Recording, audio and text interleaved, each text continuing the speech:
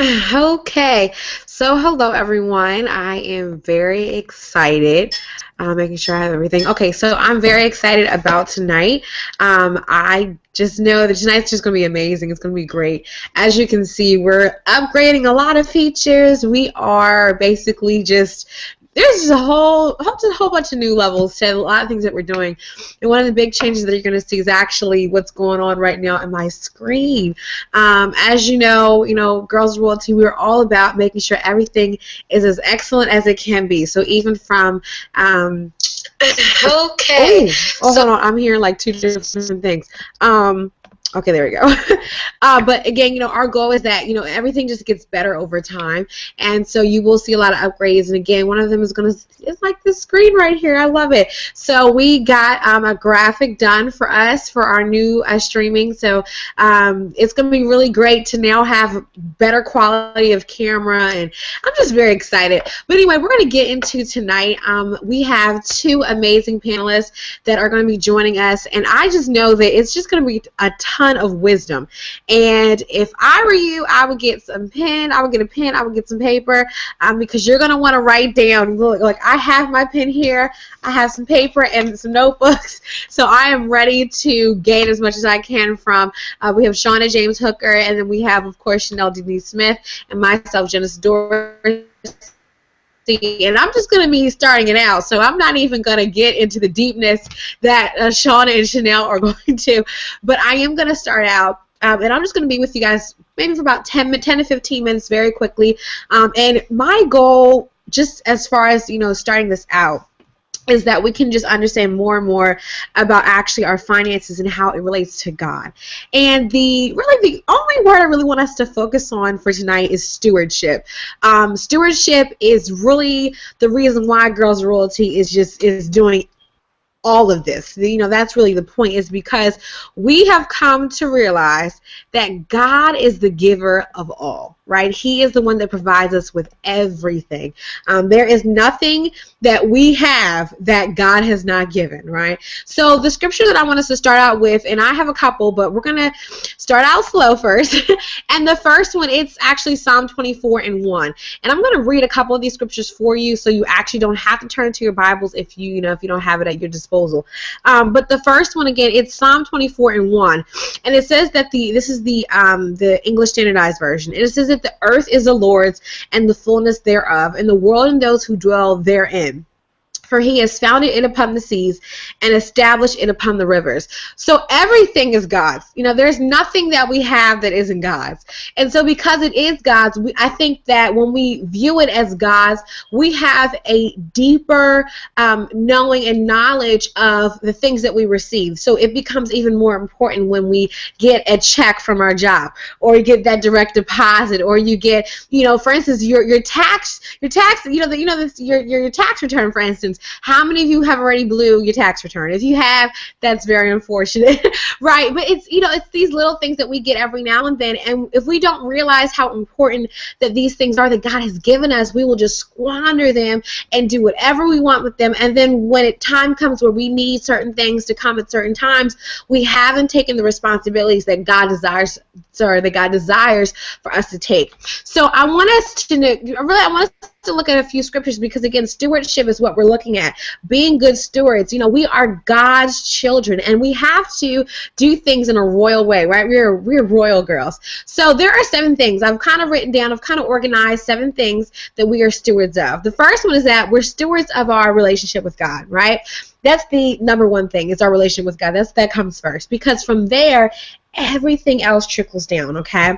So the first thing that we're a steward of is our relationship with God, taking care of talking to Him, praying with Him, going to church, worshiping Him, reading His Word, and spending time with the Holy Spirit, right? The second thing is that we're also a steward of our relationship with others. How do we treat our friends? How do we treat even the strangers that walk by? What is our relationship with our coworkers? If we're business owners, how do we treat our employees? How do we treat those that are our clients? Things that are even vendors. How do we treat those that we're around? The third thing is that we're stewards of what we choose, also known as our will. You know, our decisions. We're stewards of that, of the everyday choices that we make. The fourth one is that, you know, who we are, which is really, it represents the temple that we have. So taking care of your bodies, for instance.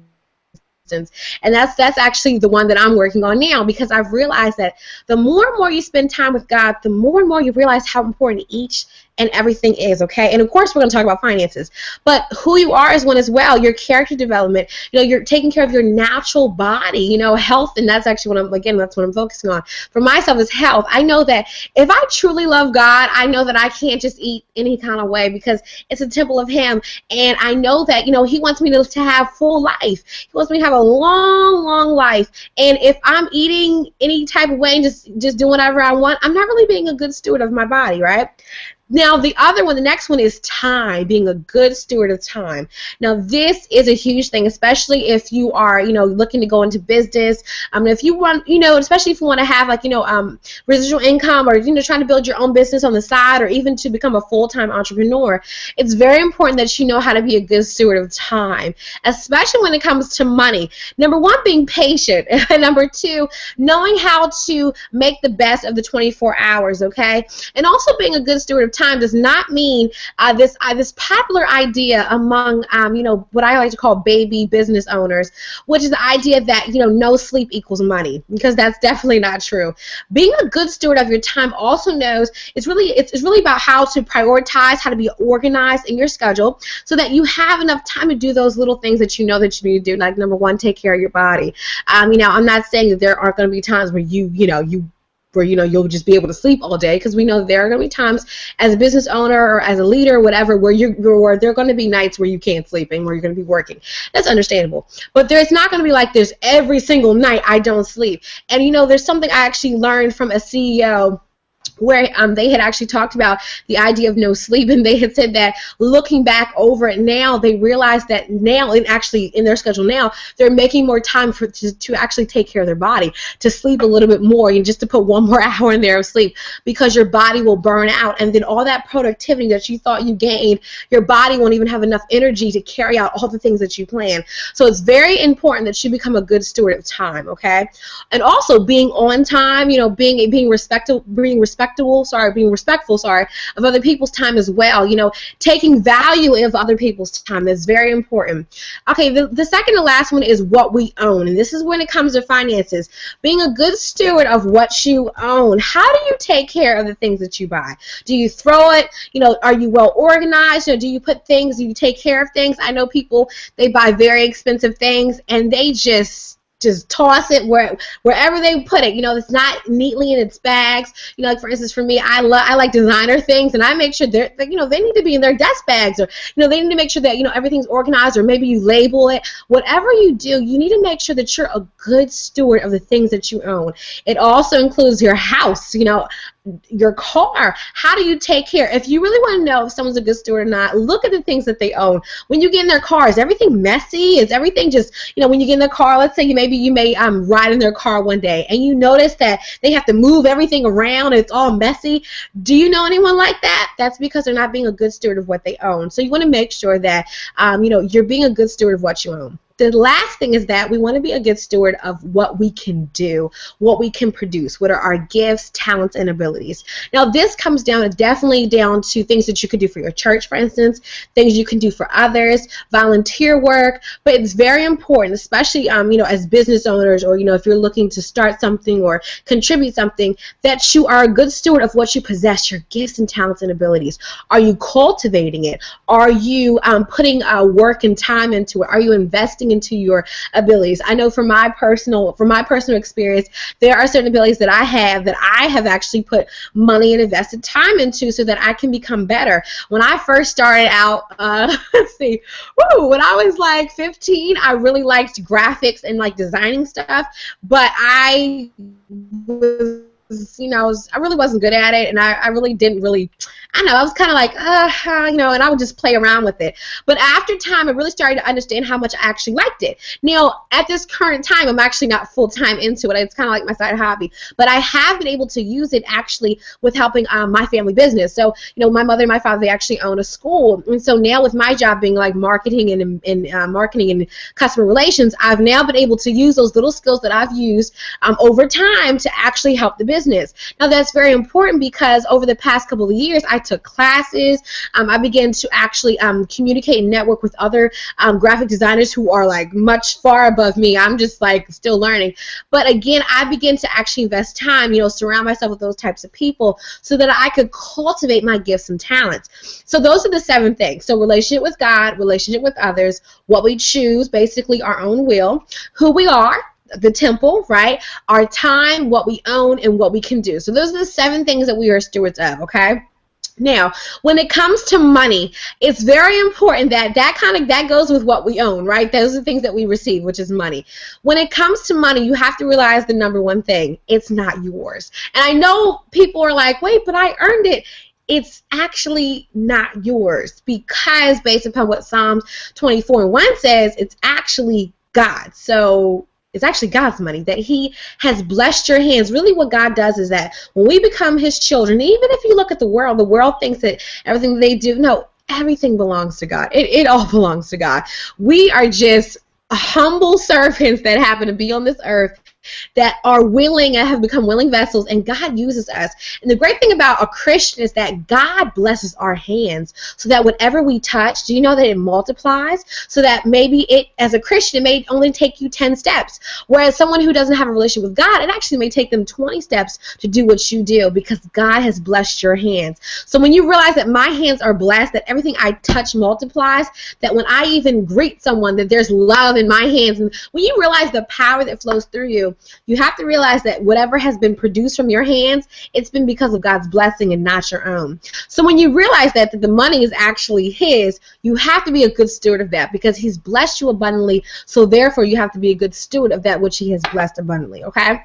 So the first thing that I really want to go over with this, and I'm almost done, because the last thing we're going to talk about is tithing and helping your children with finance. So when it comes to being a good steward with your finances, of course, the most popular story comes from Matthew 6, okay? And that's Matthew 6, 19 through 21. Actually, no, sorry, Matthew 25, 14 through 30. And that's the very famous story about the stewards and the 3 stewards, and about, of course, it breaks down, it's a parable, and many people in the financial world, especially if they're Christians, they use this story as an example, because it speaks to God's desire for us to at least cultivate that which He gives us. Okay, so in the story, it breaks down three men, right? And really what happens is there's a master, and he gives each man talents according to their capabilities, right? And so the very first man, so basically it gets divided out. So one man, he gets just 1 talent, right? And another man, he gets 5 talents. Another man, he gets 10 talents, right?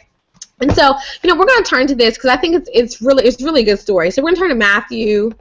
Hold on, let me get this. Matthew 25, okay? So if you want the reference, so it's Matthew 25 and 14. It's known as the parable of the talents, okay? So, sorry, it's not, sorry, so yeah, I got the numbers wrong, but so he gave one 1, he gave 1 2 and 1 5, I'm sorry. So, and you'll see how it multiplies out. But, so he gives 1, 2, and 5. And so the goal of the master was that when he came back, after he gave him these talents, he said, okay, now I want you guys to take care of these talents, okay? When I come back, I'm going to get them back from you guys, right? So the great thing about the story is, what I love is that it shows that there are different amounts of talents, and I think that that's one of the most greatest things about the story, is because they were given according to their ability. And so many times we judge people because like they have more than I have, and they have more. But the great thing about the story and what it proves is that it doesn't really matter what you have; it's what you do with it. Okay, and that's the great thing about the story. So we have the one who only had 1. Okay, we have the one who only had 2. The other one had 5. So when the master comes back, it's very interesting what happens. So the one who had 1, he decided to hide it. And that's actually what a lot of us do with our finances and with just things that we have in general. We don't do anything with it. Or he squandered it all, like the prodigal son, right? When he got all of his inheritance, he squandered it all, right? So that's what a lot of us do. We don't take good care of our finances. We hide it. The funny thing is that when the master came back, he actually said to him, I would have at least thought that you would have put it in the bank so that it could have gained interest. Isn't that hilarious? I mean, like, when you think about that, like, the master was just trying to say, like, I mean, you could have at least put it in the bank, so you could have got some interest, something. I could have got something back. And see, what it proves that Jesus, he was really speaking to the people and saying that, look, God, he gives us all these things, and you got to at least do something with it. And see, what the other ones did was they actually multiplied that which God had given them. And they were good stewards, because what they did was they cultivated what God had given them, and it brought multiplication. Whereas the one who did nothing with it, when he hid it, God said, you know what? Psst, you go away from me now, right? You haven't done anything with what I've given you. And that's the reason why many of us, we miss our blessing, because we don't do anything with what God has given us, and we're not really good stewards of what he's given us. So therefore, we never see any multiplication, we don't see any blessing, and that is really the trouble with a lot of the things that we do. And we have to realize that we cannot be like that one who had that one talent, okay? And we also can't be like another story that Jesus told, which was of the prodigal son, when he told about a son, who left his father. You know, he kind of went on a rebellious strike, and he squandered all of the inheritance. He's basically squandered all of the inheritance that his father gave him. And that's what a lot of us do as well. We squander all of the inheritance that we've given. And you know what I think? Whenever I really think about that story, I also always think about the results. Like, for instance, when the prodigal son spent all of his money, all of his friends disappeared once all his money was gone, because again, he was all about the lavish life, you know, kind of like what we said last week, keeping up with the Joneses, spending all this money, but he wasn't a good steward because he was broke. At the end, he was ending up with the pigs, eating the pig slop. He was the son of a rich man. But again, it shows a person who wasn't a good steward of what God has given them, right? Okay, so we're gonna move on. I'm just basically trying to hit a couple of points so that you can kind of see why we at Girls of Royalty are talking about money. Why is it important? Well, because everything belongs to God, and we have to be a good steward of what God gives us, because we are his children, right? And we don't want to be like the prodigal son, right, who squanders all the inheritance. Now, one of the points that I do want to make is this. Many times we pray to God for a blessing, for a financial blessing, for God to give us, you know, some kind of amount of money, or, you know, God, I need you to bless me with this amount. God, I need you to come through. If you're not a good steward, most likely the money already came and God already gave you the blessing. The problem is that you weren't a good steward. So the money that came that God blessed you with, you already squandered it. So by the time you're praying, oh God, I need you to bless me for this amount of money, and God's like, okay, we already gave it to you. Where did it go? If you weren't a good steward, you might have already squandered the blessing that God already had, that you had already asked for. So that's the reason why at Girls Royalty we're so much about this month, because we could have been praying for, you know, there are so many prayer requests that come in to Girls Royalty for finances, and we want to make sure that as we pray for them, that as you get those finances, that you are a good steward. Because if we pray and it comes, but then you say, I didn't get it, but then really God did send it, that shows you weren't a good steward. So we want to be good stewards. We want to have that action-packed kind of faith. Look, you know what? I'm going to handle my money the right way, because if you don't take control of your finances now, it will end up becoming a trap. And money's not supposed to become a trap. It's supposed to be a tool. It's supposed to be a tool that you can use to build yourself up, you and your family, to a level where you can actually live off on a well state, okay? Now, again, we're not talking about being, you know, lavish and living completely richly. You know, there's this huge idea that being rich means to have it all. You know, the funny thing is, my dad always taught me that being wealthy or being rich means you have enough left over for you, yourself, and others. And I love that concept. Now, of course, what you may think of wealth may be different than the way I think of wealth. You know, and each person has their own idea of what they would like, you know, and there's nothing wrong. And I'm not going to judge you, you know, if you want this or that. You know, it's all about really what you feel like, you know, you desire. However, a part of being a good steward, too, is not being wasteful, okay? Knowing that those things that I obtain, making sure that it's not out of greed or self-desire that does not please God. For instance, I had saw this picture of a bowl of keys, and it had like 3 Lamborghini keys, 4 Bentley keys, 2 Mercedes-Benz keys. And someone had said, you know, this is the life I'm after. And it really made my heart, like, really sad, because when you really think about it, for instance, if I live in a house of two, let's say it was just me and my husband, right? I may have a car, he may have a car. Maybe we have two, maybe two each, right? To me, though, I think that should be like the max. I think that should be like the max amount. Sometimes I kind of feel like two people, four cars is kind of pushing it. But again, you have to realize that you don't want to start doing things out of the look or appearance of being rich, or you want to make sure that you're doing things of actually being a good steward of God's money. Because I really hate this idea of people who have this idea of Christianity and prosperity where it's like extremely over the top, because what happens is you're getting things that you really don't need. You really don't need. If for instance, if you're getting tons of clothes and you only really wear a certain amount, or or what about this? You don't even donate the clothes that you don't even wear anymore to the homeless or to Goodwill. How are you being a good steward? At least if you're going to buy a whole bunch of new clothes, like this is my personal rule. When I go shopping, if I'm going to buy 10 outfits, I need to give away 10 outfits from my old closet, because what I'm doing therefore is I'm accumulating things when God's saying, okay, if I'm going to bless you with a higher level of income, with a higher level, then that means that on the reciprocating end, that means that there should be a higher level of volunteering, a higher level of giving. Those things go up with those things to make sure that you're not just gathering and accumulating, and really what you're doing is you're being an expensive hoarder, but you don't realize it because you're not being a good steward, okay? Now, the last thing I want to talk about before I pass it off to our panelists is this. Tithing. Tithing is essential to the believer. I think a lot of people miss out on their blessings because they do not tithe. Now, tithing is when you give 10%, which is considered your first fruits of the things that you earn, okay? And the way that I was taught, and this is very important because I will actually talk about on great tips for children on how to teach your children how to tithe. So, again, tithing is first giving 10% of your income, okay, of the things that you earn. Now, of course, if you do not have a job or if you're unemployed, I'm not saying that you need to, give, extravagantly, but I will say this: try to give as much as you can.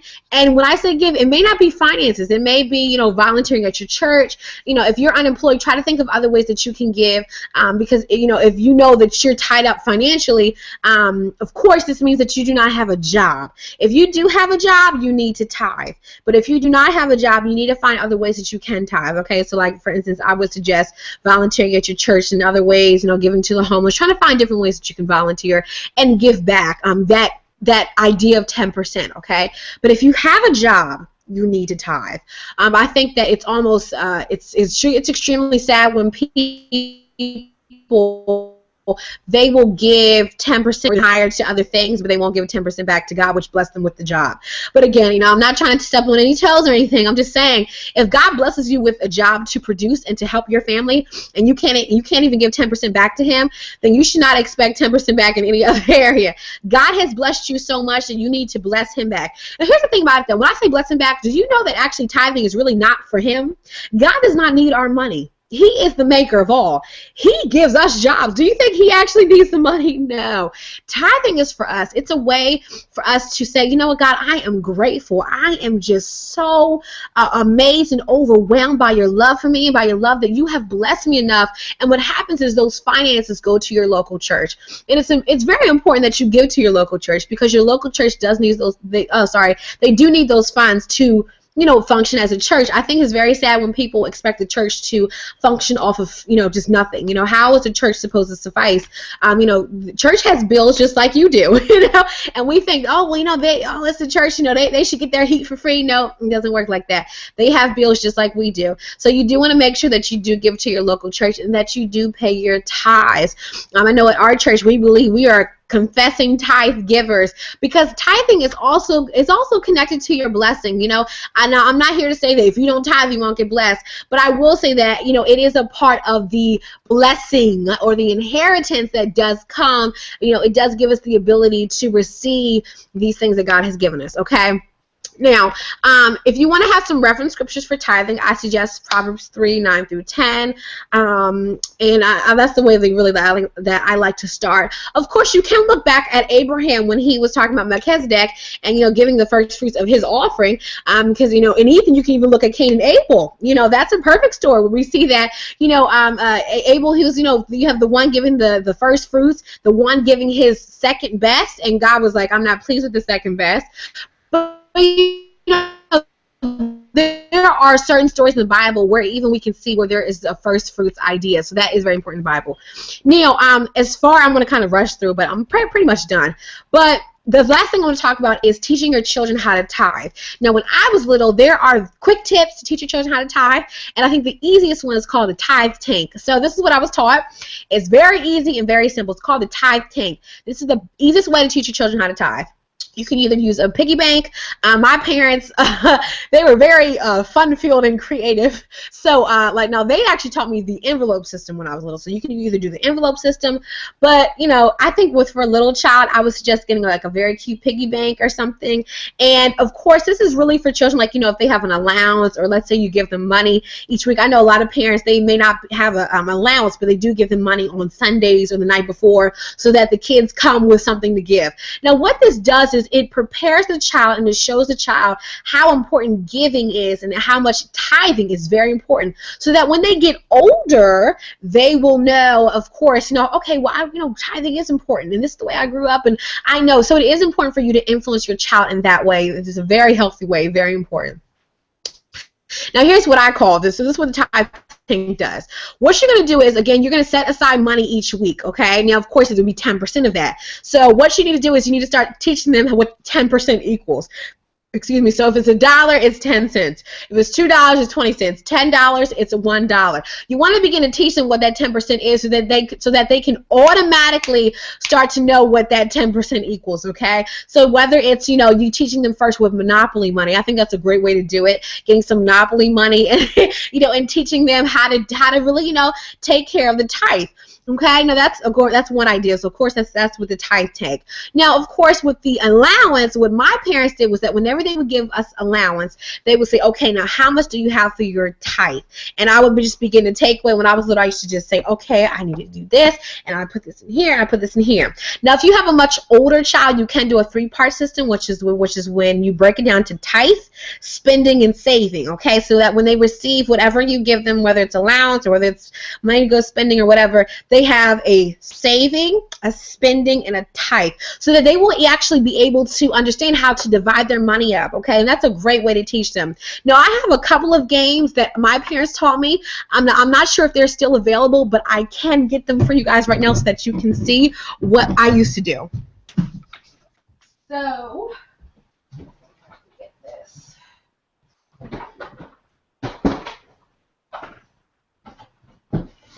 Okay. Oh, God, I'm trying to get this out for you guys. So these are the games that I used to play with as a child that my parents taught me. Okay, now, these are heavy. Okay, so one of them is from Rich Dad, Poor Dad, which, of course, if you're familiar with Robert Kiyosaki.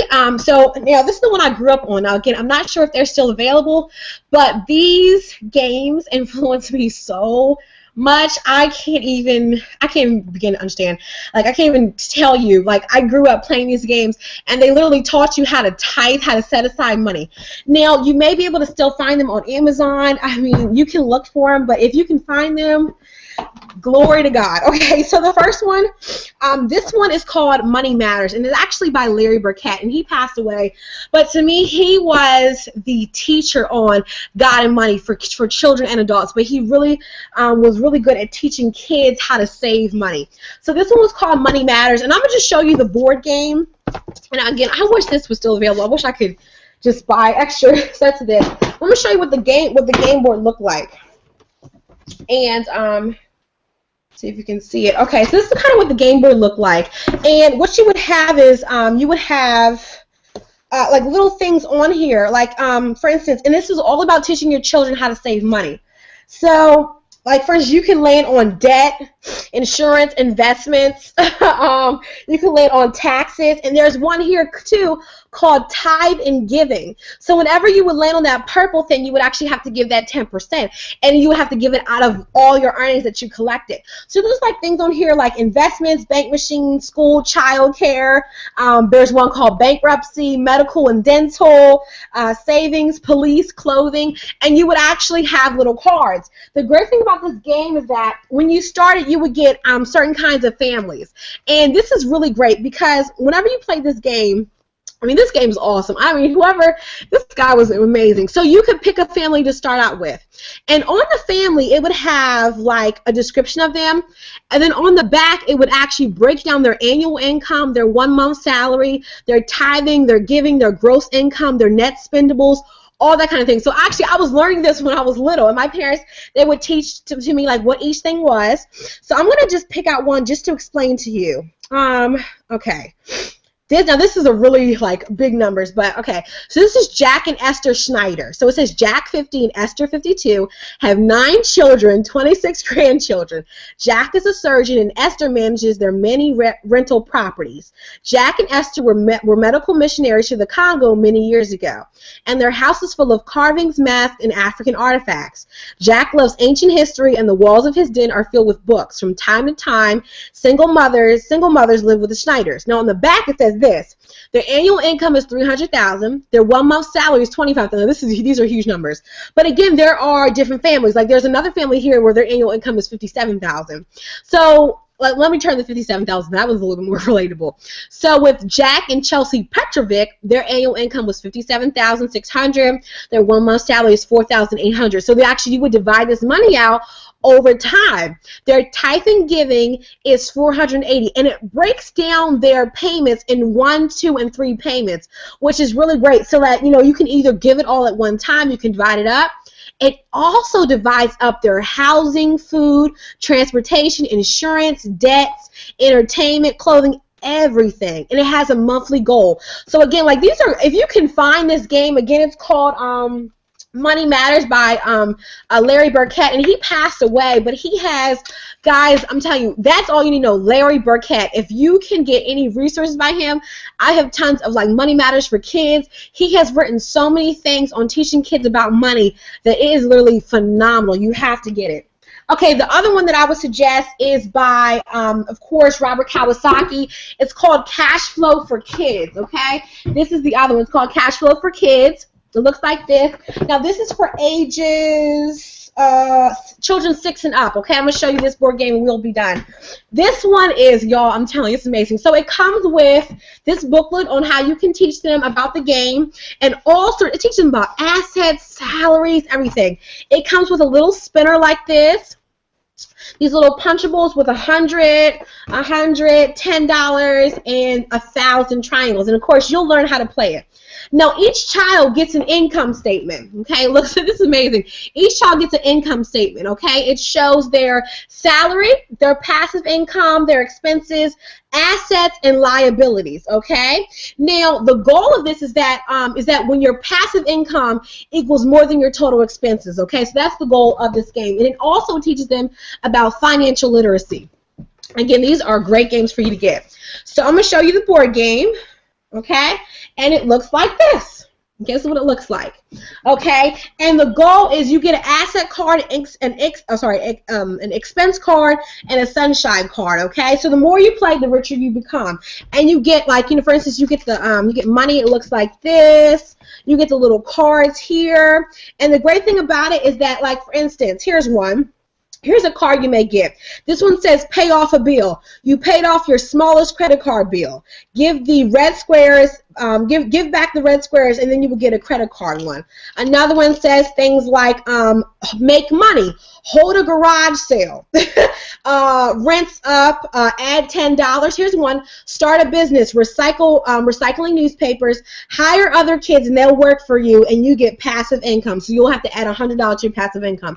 So this is a great way, again, to teach your kids about money. There are so many resources, and I'm just so glad that my parents, thank God to them, they were able to purchase these things for me me and my brother at a young age, so that we can learn more and more about money. Now, I will say this, of course, along the way, I did have my own personal lessons because I wanted to spend money. But I will say this, I was able to keep myself on a good track, and because of these games, I was also exposed to financial terms, so that as I got older, I knew what they meant, and I wasn't ignorant to I wasn't ignorant as I got older to the terms.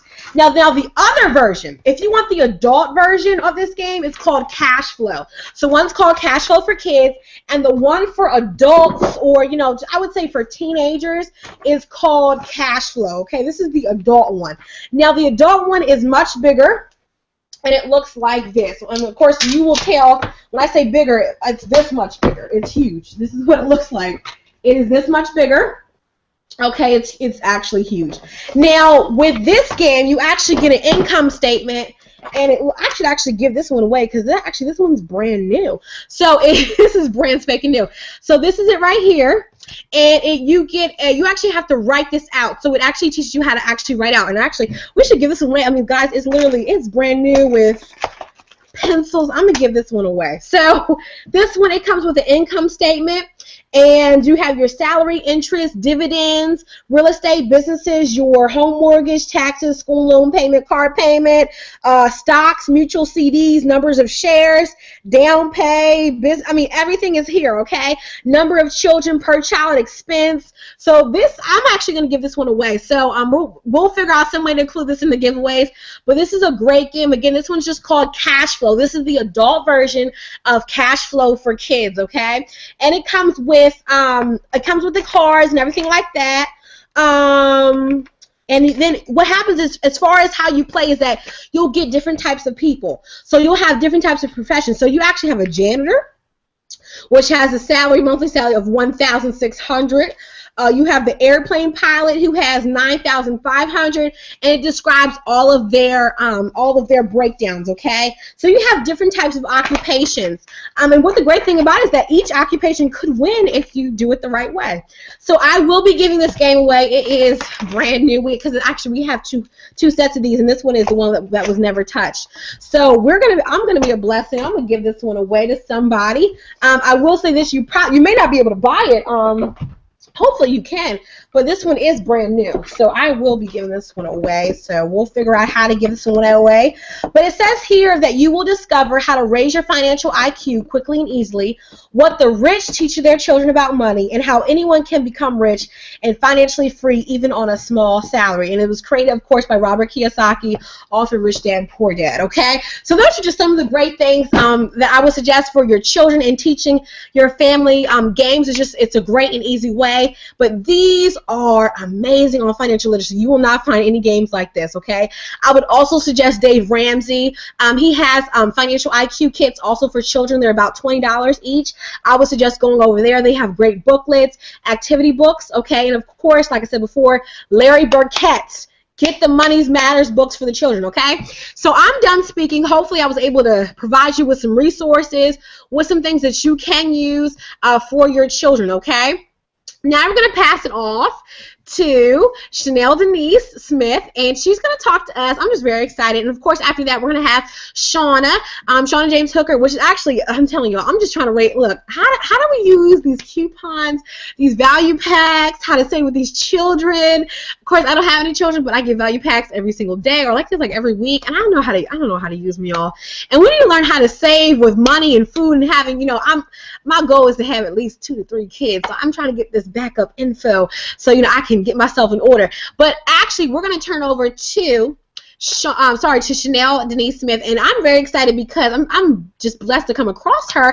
I don't know how we did it, but y'all, we are coming across some great people, and she is amazing. She's actually going to be teaching us a little bit more about actually getting deeper into financial freedom, okay? How to become, I like to call it financially fit, financially free, and she's going to help us get more and more. She's going to tell us also about her story and how she was able to climb out of really leaving. I believe she was leaving her job. I believe with a $40,000 pay cut, I believe.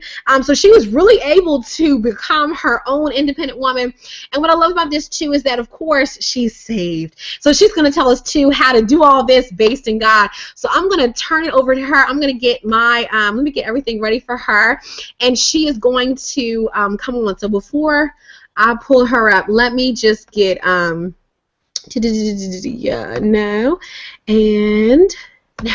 Okay, so she is about to she's about to go up. So hold on, let me get her. There we go. Hold on really quick. Let me Let me unmute her, and you are ready to go. All right. Well, good evening. I'm so excited to be here, and I just want to first and foremost just acknowledge Genesis for being obedient and really moving forward with the vision that God will. I'm really going to talk. I won't hold you too long, but I am going. Some things have been really heavy on my heart about what I should share with you all. I have so much information, but I want to be very conscious of this evening and your time. But I just want to just acknowledge her, like I stated, just for being obedient with the vision of Girls of Royalty. And I want to thank even all of the Girls of Royalty, the contributors, and the entire team. I think you all are phenomenal. I think you're doing some great things. I think you are just really ministering to women on so many different levels, and I think that it's needed.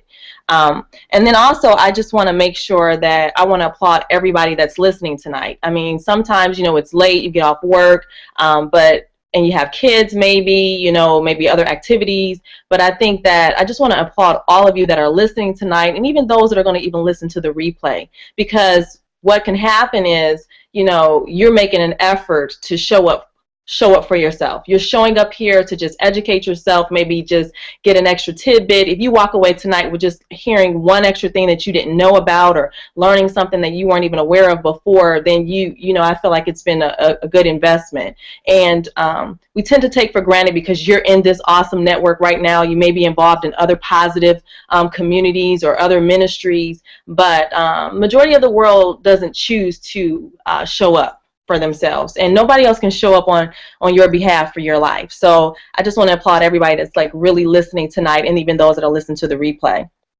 I do want to just really talk about also fear and obedience. And I think that what Genesis said, I was even going to mention something even about kids, because I have 3 of my own. But I was also raised in a household where my mother, really encouraged finances, or just learning about money. I had a bank account when I was 10 years old. My parents had rental property. So I learned a lot of terms, just like Genesis said. I learned a lot of terms even as a young child.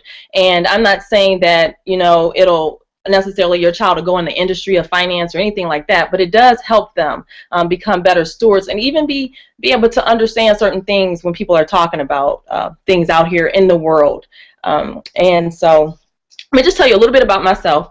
I have 14 years of experience in the financial services industry. I spent the last 5 of my years in a vice president role, and I learned that I coached hundreds of individuals, and I actually advise thousands of clients and customers on money management, debt reduction, home ownership, financial literacy, so many different areas as it relates to your money and your finances. And I've seen and things that I took for granted, because I understand it. I took it for granted that everybody understood these things, and I learned that that's not the case. And what I've also seen is that people tend to fail to operate in their gifting and their calling because they're on this rat race of trying to earn more money and more income, and never truly using their resources for their gifting and their purpose and their calling.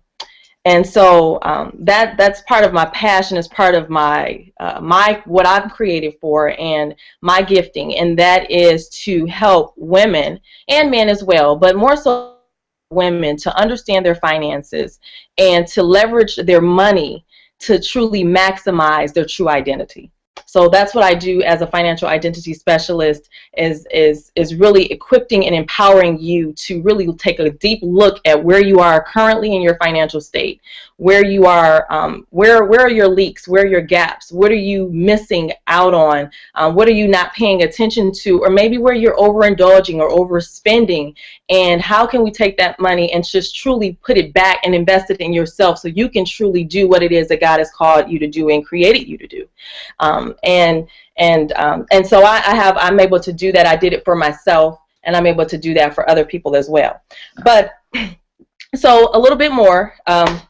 So financial industry, that's my experience. I have a bachelor's in psychology and business. I'm currently working on a master's in psychology with a specialization in leadership development and coaching. I am a divorced single mom of 3. So I also I've been in that position, I feel led to say this, but I've been in a position where I was divorced and left with a lot of debt. And so I was able to actually get out of debt, actually able to acquire a home from not only myself, but then acquire rental property as well. And to truly be able to maximize my finances. And so I still was in my position and still working very hard, but then I realized, this is not really what I'm supposed to do fully. I have fulfilled my time here.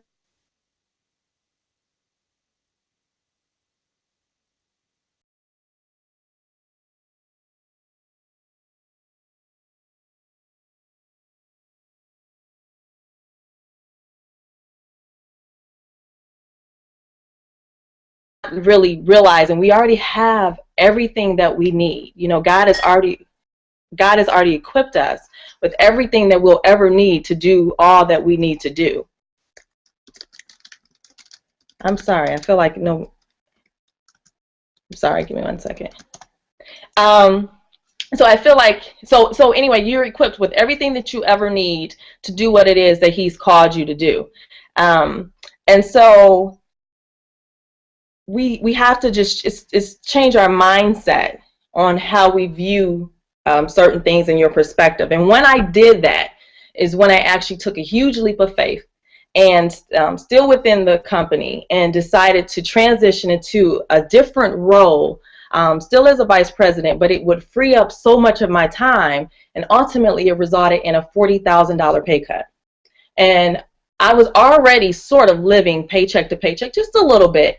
And so how in the world could I do this? How in the world could I literally take a $40,000 paycheck?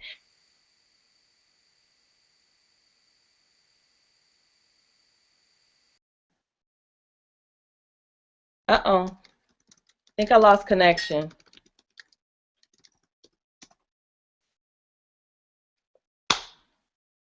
Okay, sorry. I thought I lost connection for a bit.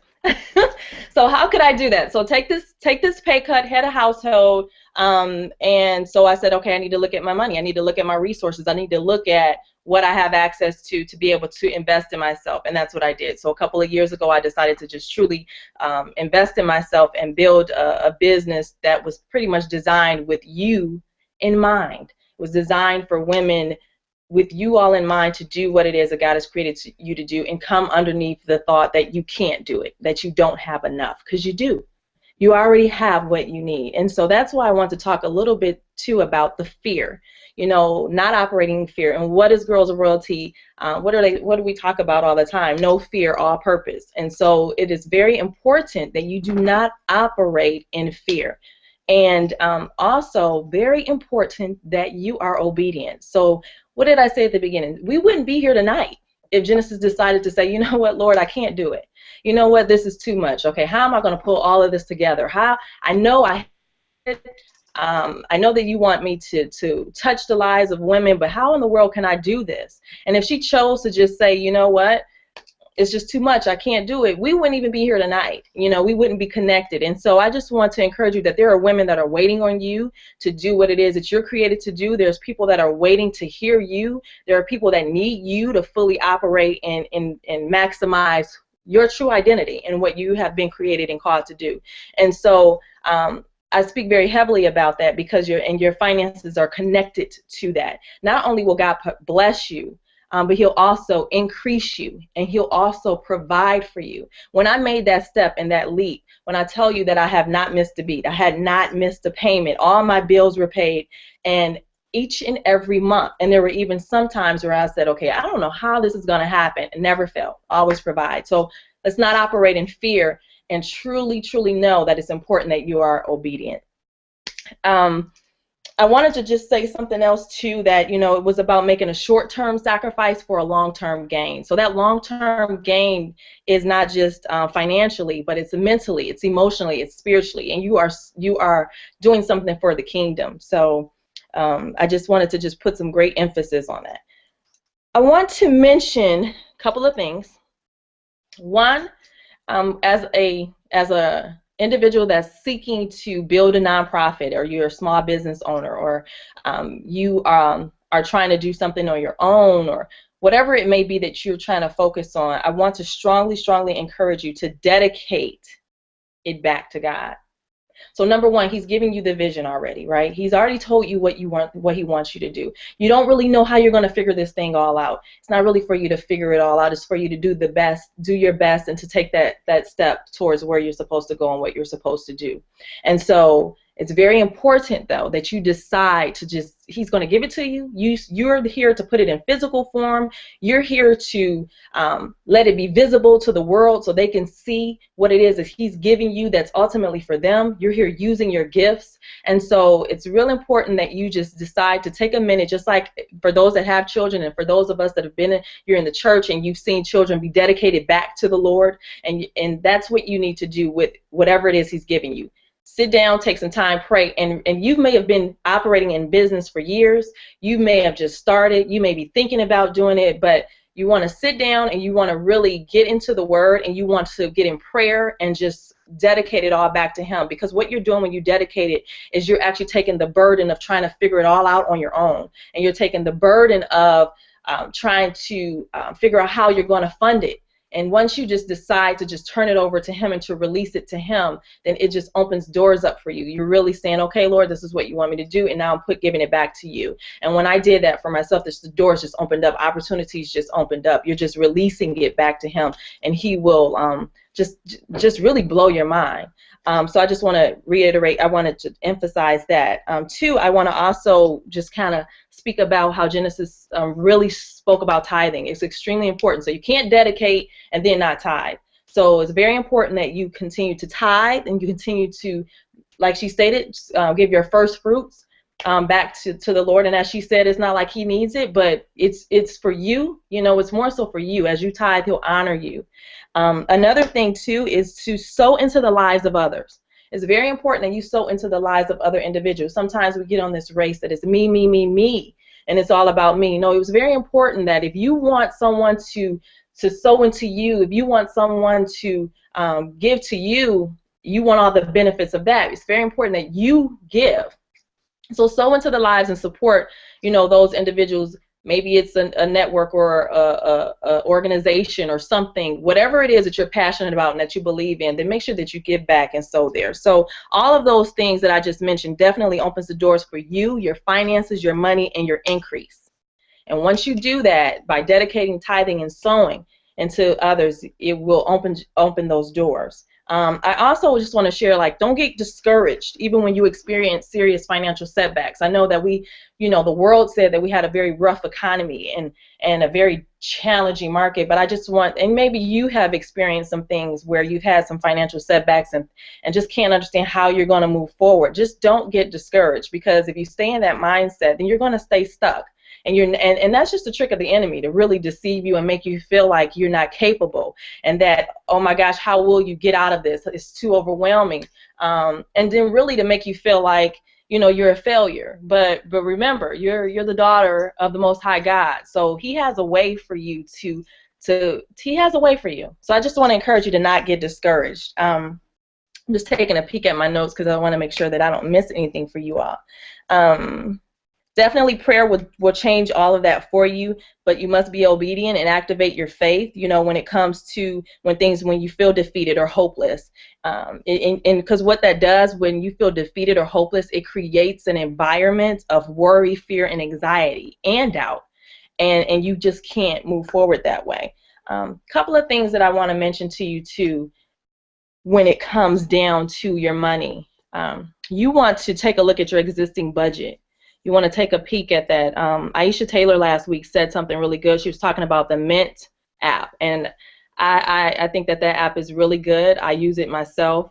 But if you can't do it on your own or you need some assistance, just really sit down and write down. Just start somewhere on a piece of paper and just write down your income, and then start listing all of your expenses. You know, you want to make sure that you start somewhere. If you already take a look at your existing one, if it's not working, maybe start a new one. If you haven't started one, start one. Really look at how you're spending your money. Also, you want to take a look at how your banking relationships are. You know, make sure that you're leveraging those relationships and you're getting the full advantages out of those relationships. To just think that we're supposed to pay fees to the bank, and really you don't have to. And so sometimes the bank even has things on their websites where there's videos on money management and financial literacy. And it just depends on where you bank, but normally there might be some literature on there too. So I know that banking and money and finances can sometimes be very intimidating to people that are not very familiar with it. But you know, remember, this is your life, and you have to take hold of it, and you're responsible for your, you know, for your education. As far, I mean, it's responsible for that. And so where you're not comfortable, just seek out assistance and seek somebody that you can trust when it comes to budgeting and banking. And then savings, you know, you want, and when we talk about how to prepare your children to save, but even if you don't have a savings, it's important to just start somewhere. That's the key, just to start. I mean, everything that I've said is really just to start. It's not just to keep listening and getting, you know, just, I don't want to say you're getting all this information, but if you don't use the information that's been provided, then it's really no good. So just start somewhere. And then when we come to debt, you know, people have so much debt, and you may not have any debt, which is really good. But if you have debt, don't get so, you know, it can become very overwhelming when you start thinking about the magnitude of your debt. And so just even trying to create a plan to get out of debt is not even something that you're trying to do, because it's just, okay, it doesn't matter. I can't even pay it all down. I'll pay a little bit here, a little bit there. And maybe you're not really focused on it, but, you know, it's a burden, and when you have that debt. And so, you know, there are ways that you can start minimizing your debt by looking at programs or seeking assistance to just start. And there are certain methods certain methods out there that are very effective. So, you know, you want to make sure that you are, like, if you have high interest credit cards, you want to start working on those high interest credit cards.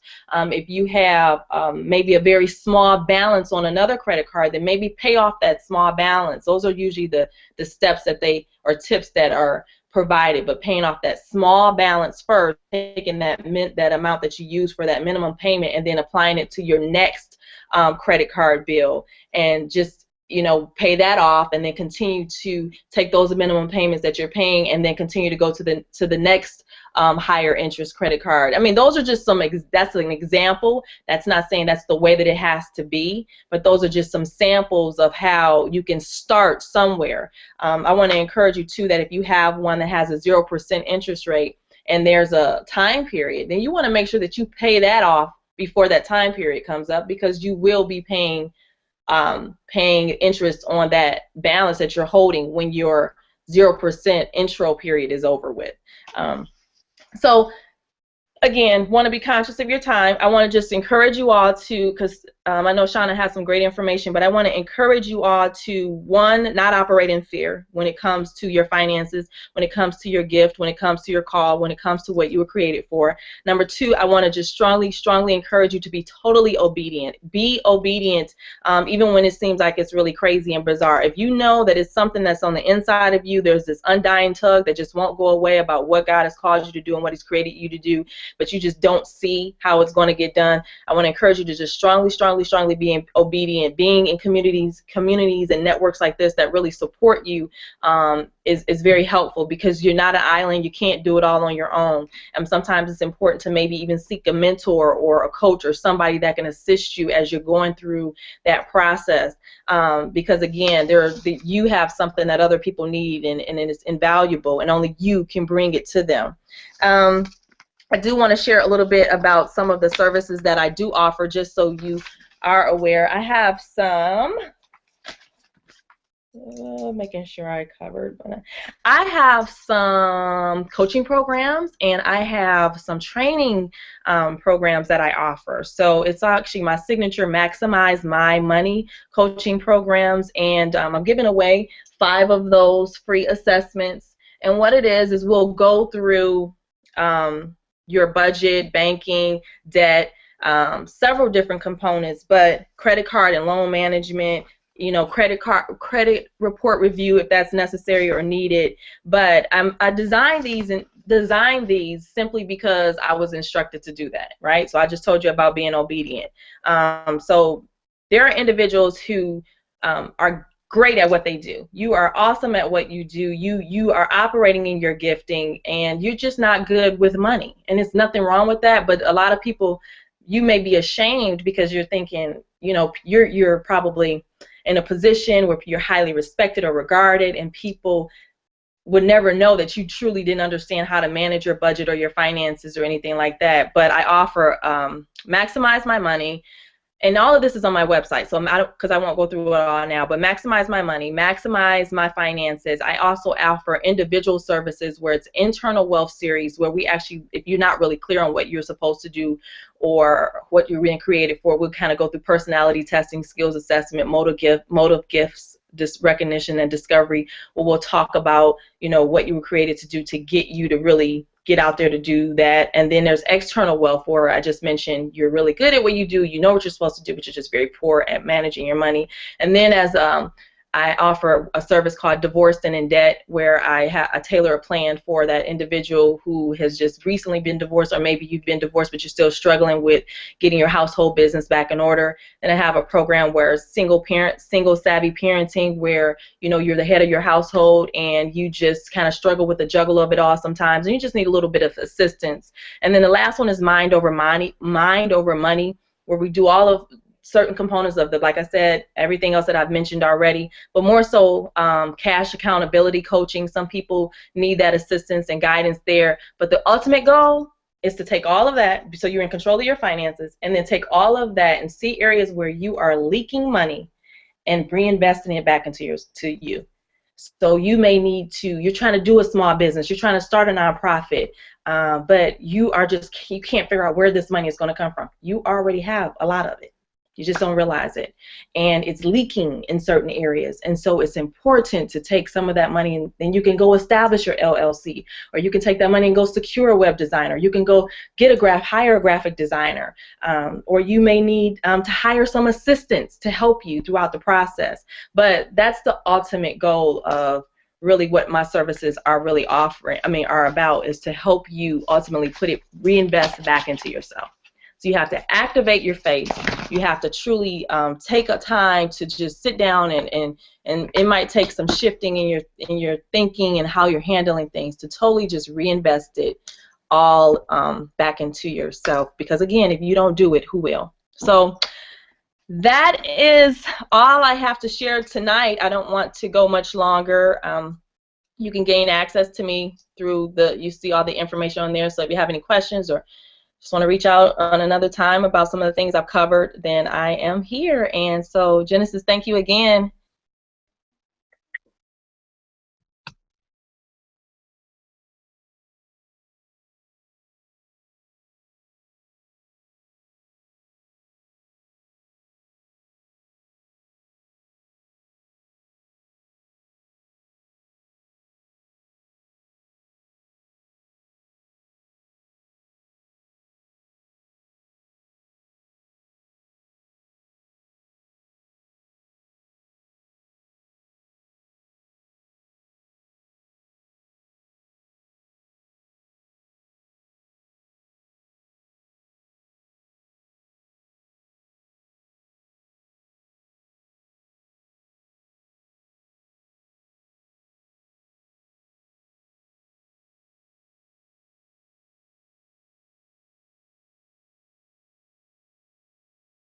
You know what? My audio was down the whole time, y'all. You know what? I do it all the time. This is the 5th time I've done it. Again, I'm still trying to get used to it. But anyway, like I said before I was talking and you couldn't hear me. again, like I said, we're just so grateful for Chanel joining us, and talking about, again, you have to activate your faith. I think that's just so important. Again, if you had read or received Restore the Joy packet, I believe I talked about how we can't do anything without faith. And as Christians, the Bible says that it's faith that pleases God. So we have to have faith, and we have to walk forward in faith. So again, you will get an email with more information about her programs. And like I said before, when you couldn't hear me, do not depend upon the giveaways to obtain something. Invest in your finances so that you can really get a grip on the things that you need. If you know you need someone to coach you, if you know you need someone to help you buckle down on your finances, then please contact Chanel. Get on her website and get started, and make sure that you have your financial plan together. Okay. So now we're going to turn over to our, first of all, this is our prayer team head. Okay. So if you are sending in prayer requests and you're trying to figure out, she is the head of our prayer team, and I'm so blessed to have her in that position. She does a great job on managing that team, and I'm telling you, that's such a great team. So besides that, though, many of you may not know or be aware of the multifaceted abilities and jobs that this woman has. Shauna D, as we like to call her, Shauna Denis. So what we love, though, about Shauna James Hooker is that she has this amazing ability to not just pray for you and be a minister, but she also is an amazing mom of several children. And she also is an amazing woman who knows how to save money. So she's going to get a little bit more and talk to us a little bit more about saving money, especially in a family setting. And even if you're single, just learning how to save money. Please also know that we will be doing an Instagram giveaway, and I believe we're going to start it. It's supposed to start on Wednesday, so you may see it starting tomorrow as soon as I can get everything up. But you can win not just 50 coupons, but you'll also be able to win a class with her on learning how to coupon effectively, which I think is a great tip and a great thing to do to just add to your belt. So here she is. I'm trying to make sure I set up everything right so that we can hear her. So here is Shauna. Let me get everything off for you guys so I can unmute her. I want to make sure I can. Is she? Shauna, you may have to unmute yourself because it won't let me unmute you. Hold on, make sure that you unmute yourself. Hold on, guys. We're trying to get everything in there. Show. Okay, there we go. So, hold on. Okay, there we go. Good evening, everyone. Good evening. First of all, we've learned shared so far tonight has, it's pulled on all of our heartstrings because we're continually trying to, like you said, with faith. Without faith, it's impossible to please God. So before I even start talking, let's just all just inhale and just exhale, drop your shoulders because you know how I teach. I just want to, and I did get quite a few direct messages on Instagram, with some specific things, but I am going to cover that too. But again, we're going to be before you long because we're going to go right in. Before I even start, I do thank God for this opportunity. I have been couponing before it was popular. Now it's popular because we have the talk show. I mean, not the talk show, the reality show. Screen coupon and all that good stuff. But I've been on my own as an adult since right after graduation from high school. So it probably that was me being a full time college student with her own apartment, um, and then getting married the very next year. Student, full time worker. I still have to commute to a school. And so what I want to start with is actually just reading Proverbs 31:16. It says that she considers a field and buys it. Out of her earnings, she plants a vineyard. And so that is what we are. Whenever I go shopping, I'm the one that has, I'm not the one that holds up the line. I'm the one that has the big binder, and I'm going through intentionally through the stores for exactly what I need, and then I'm coming out. And again, if we compare these reality shows, they're in there for 10 hours. You never see any other customers in there. They're breaking all kind of coupon codes, policy things. But again, back to stewardship. Couponing is about self-control and discipline. And really, asking yourself, how bad do you want it? I always say, contrary to popular belief, I like my money, and I really like keeping it. I don't want to just give it out. And there was a exercise that we had to do once before, and if your money was able to talk back to you, what would it say to you? And again, this was probably, I read the book Girl Get Your Money Straight, I think is the name of the book, maybe about 10 years ago. And in that journal entry, this is what changed me another notch, was that, we never get to spend any quality time together. She never has a plan for me. The one that cries out the loudest is the one that, I get to go to. And I didn't have a plan. So, one of the first things in answering some of the questions, one of the first things is about self-control. We have people that are couponing that you take all the time to organize and cut it, but you never take it with you.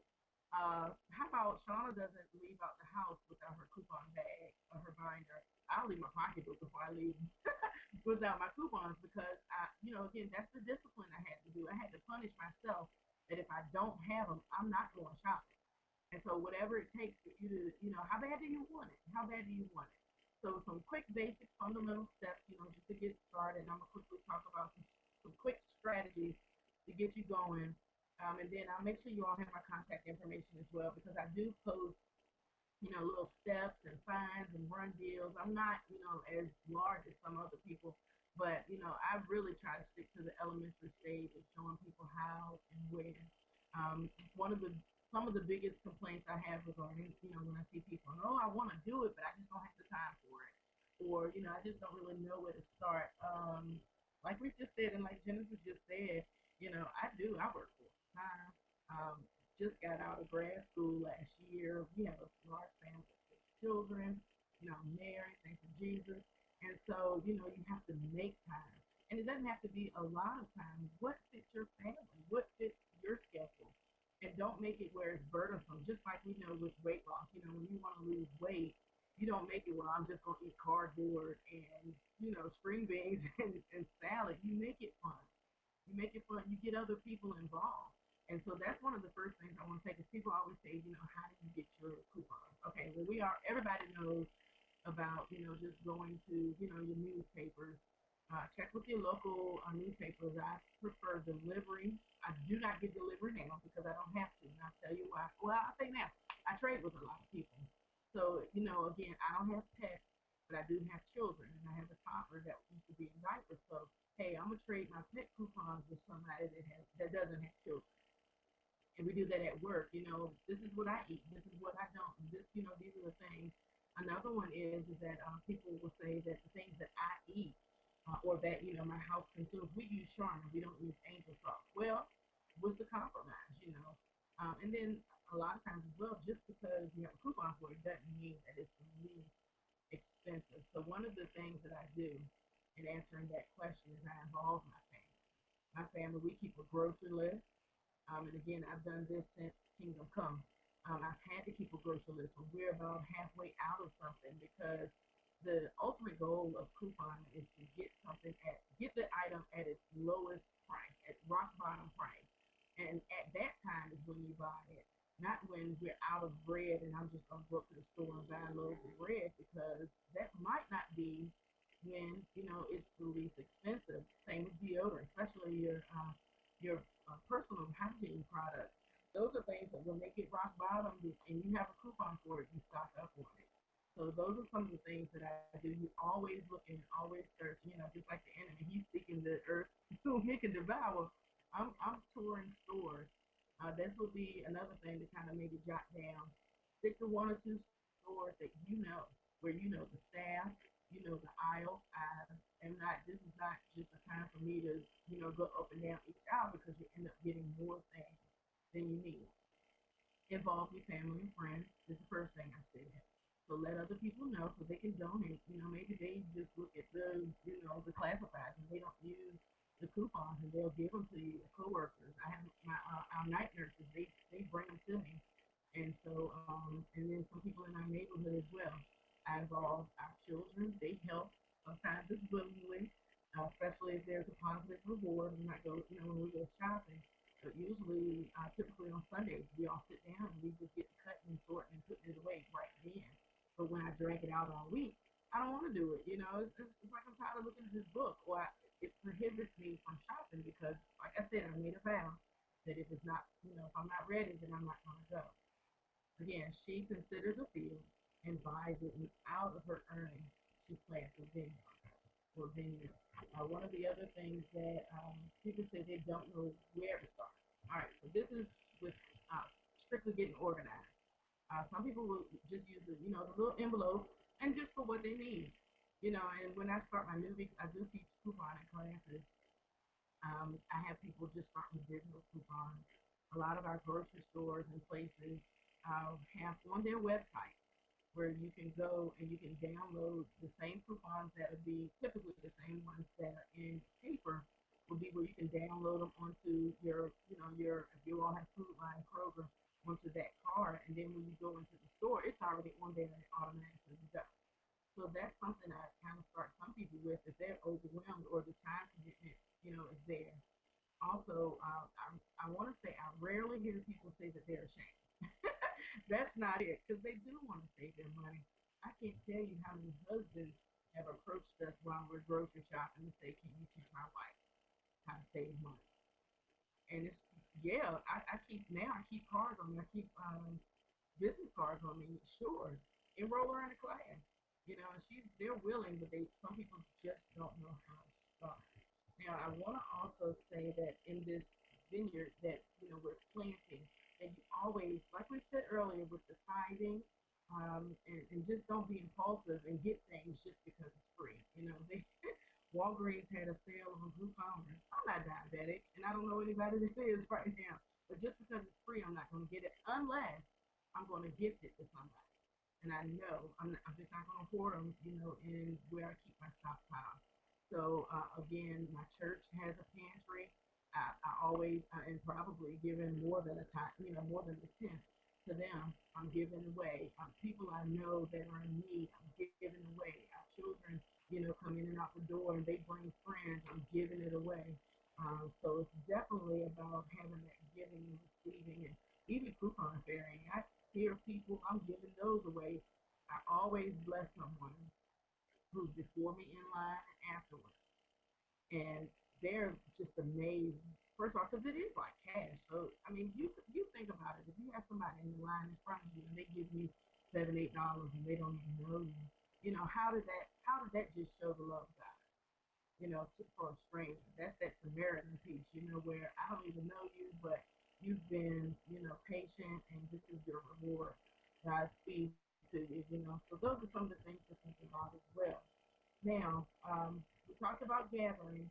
You could do an accordion folder and just sections. Do them in sections on how you shop.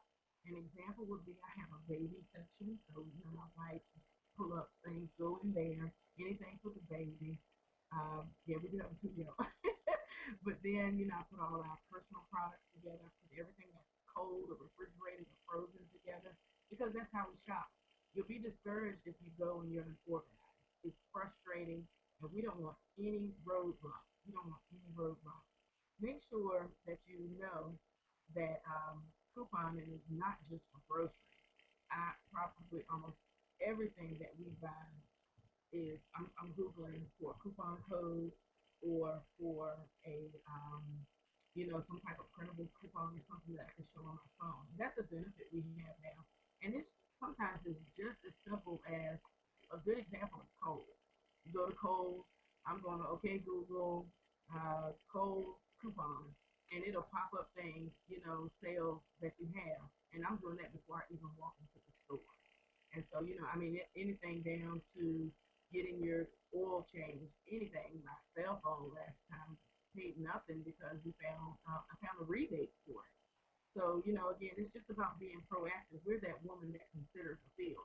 We're not just impulsively in a grocery line and because the gum is there, because the soda is there and I'm thirsty, that I'm going to buy everything. But you consider, hey, this is what my budget is.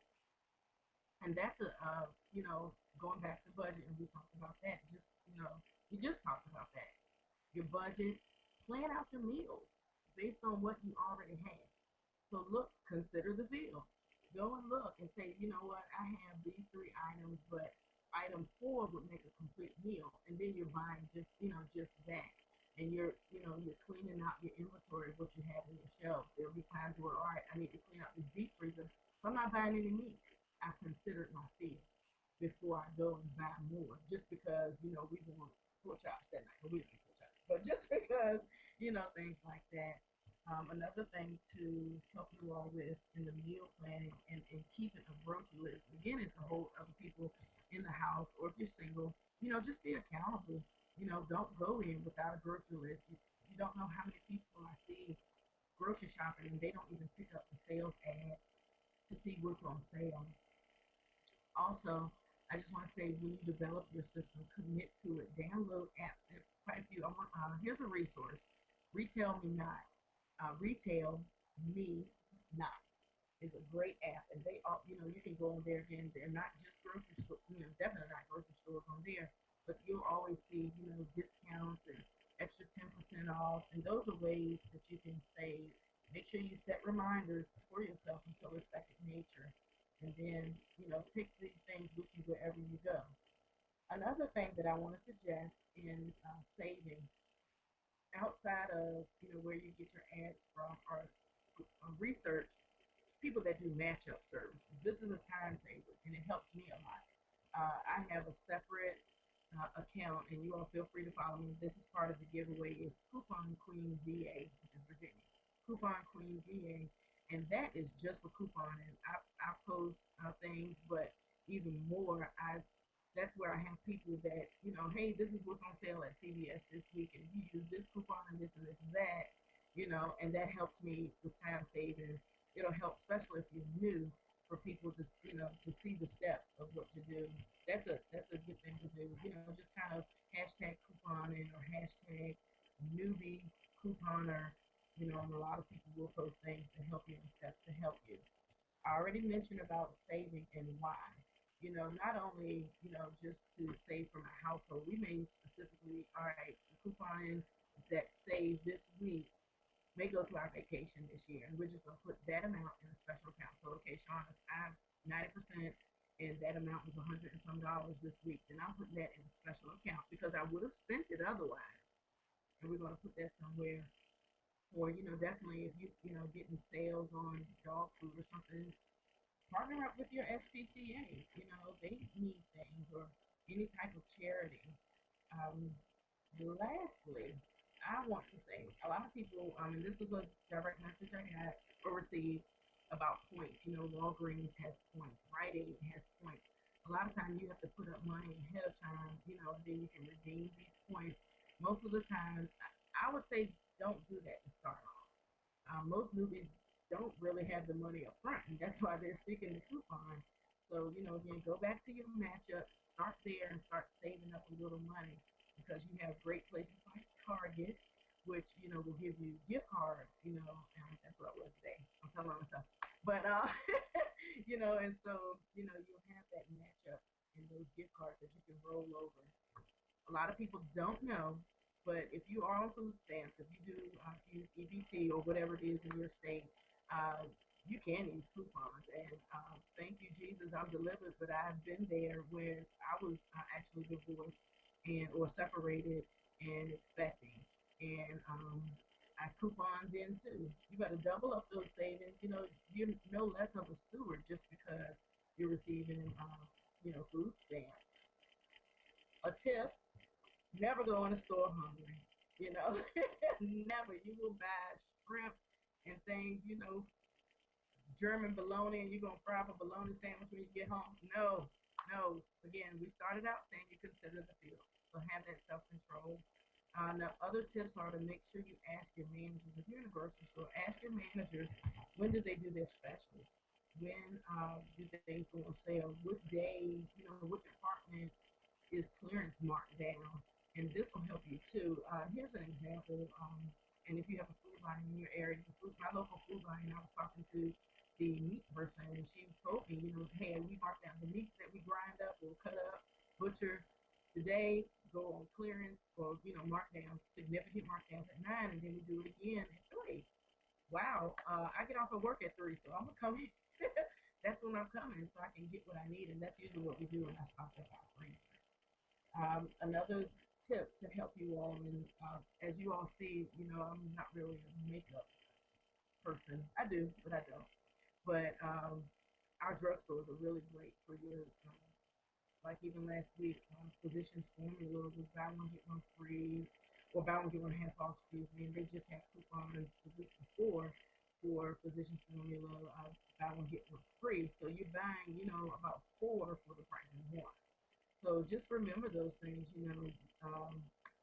Check out, ask how can I save more at this store, and the employees will tell.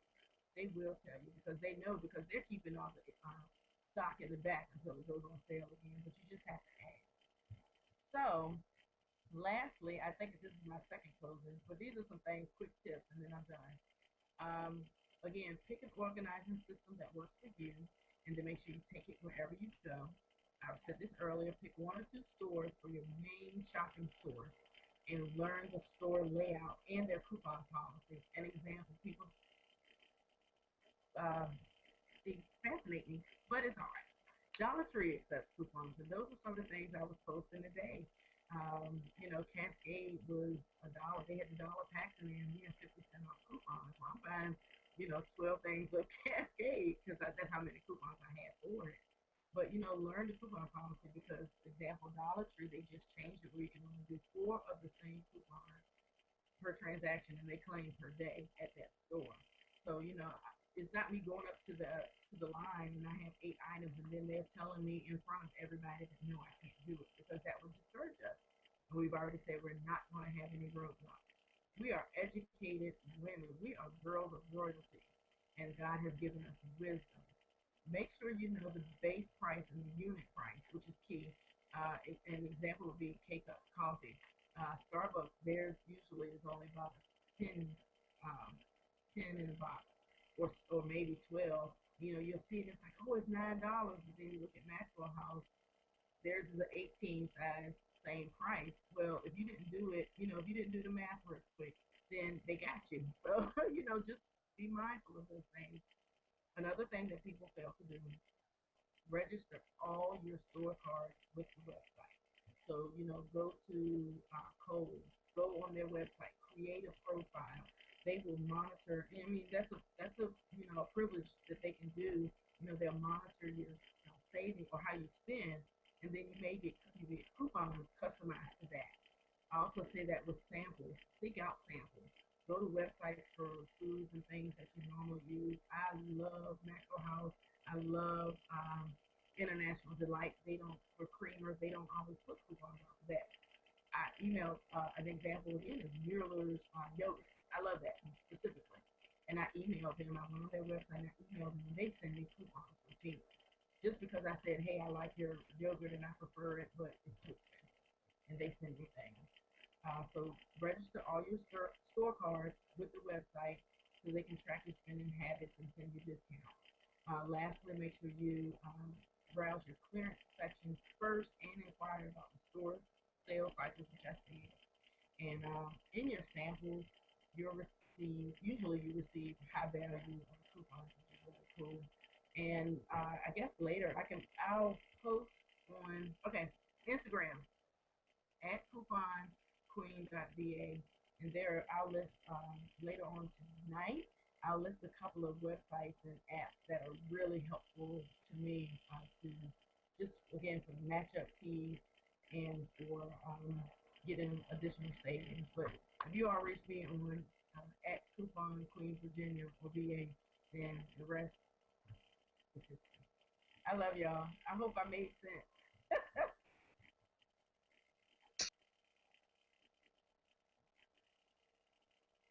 There we go. Okay, I'm good. Now I got everything on there. Okay, so hopefully Shauna was able to give you some information. We know that the audio was low. We apologize for that. So hopefully you were able to hear. So now we're actually just going to cover some quick questions really quick. I have a few that I had to write down from Instagram. A lot of people, they have been DMing me questions. I know the goal was for you guys to comment below. This week was very interesting. Last week, some people commented underneath. I'm starting to figure out how a lot of you guys operate. Seems like y'all don't really like commenting on these pictures. Seems like you guys like to DM and email. So we're going to change the way that we do things, I think, for next week.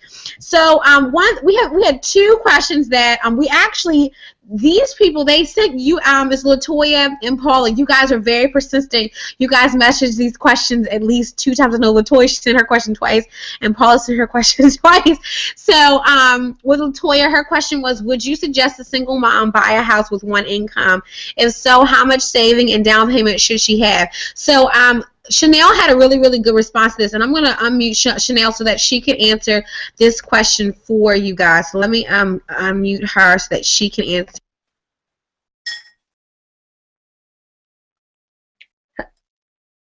Hi, can you hear me? Okay. Hi, Latoya.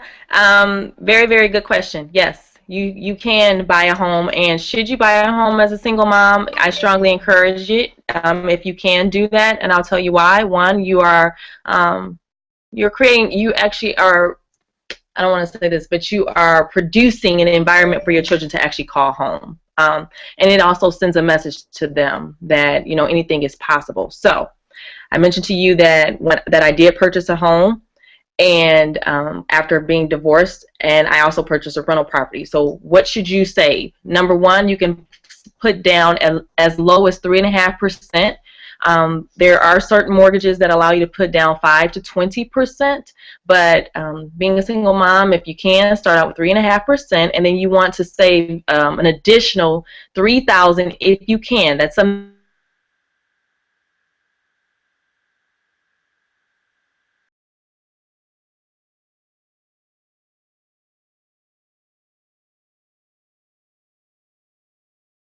And also, if you're out there and you're looking for a home and it requires repairs, then there is a mortgage that's called a 203K mortgage. It's a FHA 203K. So you can actually find a home.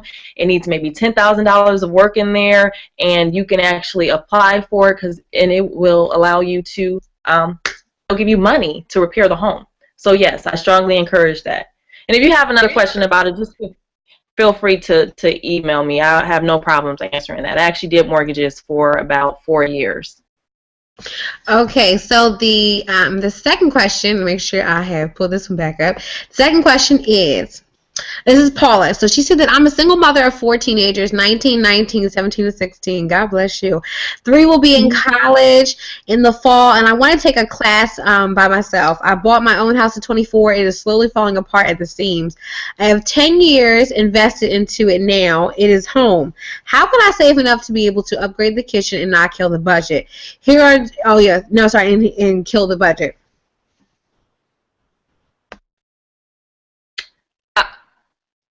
All right. So, one, yeah, hats off to you. I think you're doing a great job, especially since they're in college too. So, I do understand, and I know that a lot of people encourage you to not go into debt. And if you find that it'll be difficult for you to save enough money, it sounds like it's going to take a while to actually pay for those repairs. But there are, I know you probably looked into this already, but there are the home equity options. I'm sure you may not want to do that if you don't have the equity in your home, but I would first just take a list and write down how much the repairs are actually going to cost, because it may not be as much as you think it may be. And if there's not equity in your home to get a home equity line of credit, you may be able to get with a contractor that may allow you to, well, they'll do the work for you and then allow you to pay them monthly. I mean, they may have slight interest rates they may have an interest rate associated with it, but I'm just hearing you say falling apart at the seams. And I know as a mother, you want to create an environment that's very safe for your children. So if you're at the critical point where you just can't wait to save, because it will take you time to save, just really maybe sit down, find out what the repairs are, and seek out some reliable contractors and see if they will allow you to finance with them. Okay, so I have one left for Chanel, and then I have two for Shauna. So we have one coming from a royal girl, and her question, she actually had three. So one is how to properly budget on household stuff as far as rent, house necessities, and savings go. How do I keep my personal budgeting, food, clothes? It's a very general question. Clothes, housing, organized, easy to follow, and how can I make my bills and future expenses organized? I think this kind of goes back to week one where we talked about the Mint app. But I got a couple of DM questions, which they were general, but one of them was this. I think I got lipstick. One of them was this. Even with the Mint app, some people, even though I think the Mint app is it's great. Like I get notifications on my phone. I think it's very easy. But then we have some people who are older and they're not as, I think this is very easy. Some people like hands-on paper. That's just how they roll. And I know that you mentioned this already, as far as writing everything down. Is there a certain layout that people should go by, maybe when it comes to sorting everything out? Is there a certain system, like for instance, you should pull out this, you should pull out that, is there a certain thing, especially for those people who like to write everything down, a certain system or easy step that you would suggest on getting started as far as laying everything out on paper? Well, my only suggestion would be this is sitting down and just really taking all of your bills, because you have a lot of expenses that are not necessarily monthly obligations, meaning they don't go in your credit report. You may have childcare, you may have insurance. So I suggest just really sitting down, getting ready for this mentally, and writing down on a piece of paper, and this is what I do too. So writing down on a piece of paper all of your expenses, every single thing. So from the mortgage to the insurance to getting your hair done, your gas for your vehicle, and just writing down all of those expenses. And then of course you already know what your income is, so it's not going to be maybe that long over there, but writing all of those down and really looking at how much you actually spend each month on those items.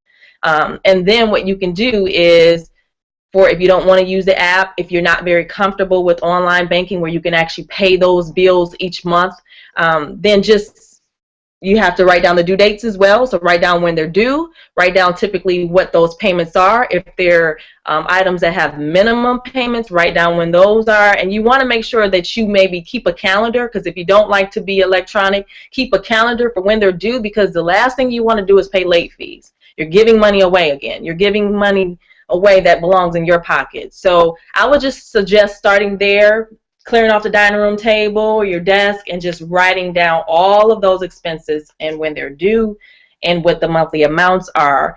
And if there's areas where you can cut some of those things, then cut some of them. Some of us are paying too much in cable and bundle.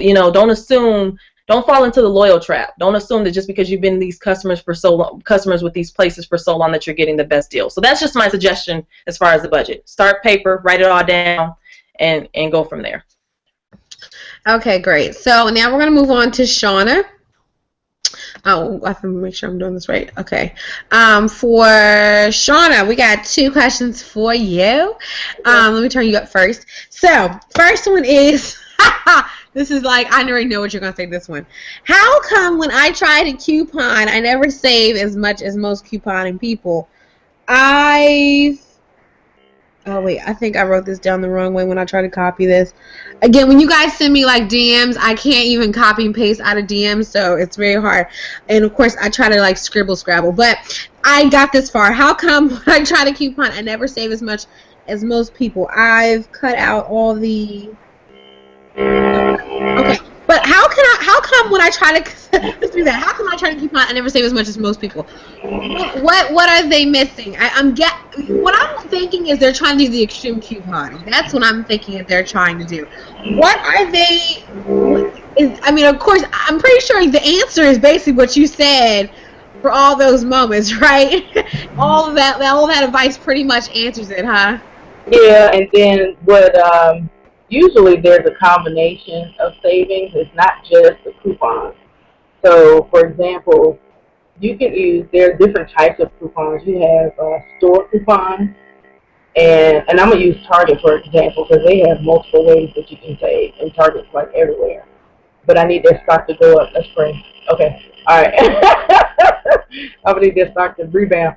All right. But anyway, they have store coupons, so you can go to their website, Target.com/coupons, or you can just search it on there. And they have internet printable coupons, so you can only do a certain amount per device. Okay, and so an example would be Vanity Fair napkins. Those are on sale this week, and they have store coupons that you can print out. Well, you can use the manufacturer coupons on top of that as well to double your savings. Um, Target also has the mobile coupons now, so you can get coupons weekly by your phone, and they'll show different things that you can save. An example would be I saw some bras for my daughter, and they were 20% off as well. And then also another way you can save. So again, these are compound ways to save. Um, Target has the Cartwheel app, and so it's free. You just download it, and there are things that you can put in your Cartwheel, and you can it creates a barcode for you, and you can save even more. So that's why the savings are being compounded. Another thing would be is again waiting until it's rock bottom price, and then combining it with things that are already on sale. Not just getting it again because I have a coupon for it, but waiting until it goes on sale. You have to patiently wait. That's like the lion in the bush. It's like I know it's going to go on sale, and I have to wait. Don't let them burn a hole in your pocket just because you have it. You use that money. So wait for the sale. Wait for the sale. Okay, so hold on, let me get this. Okay, I have one more, Shauna, and then I have one more for Chanel, and we'll be done. Are there other? Okay, are the only coupon sites? Okay, I'm gonna make sure I'm saying this right.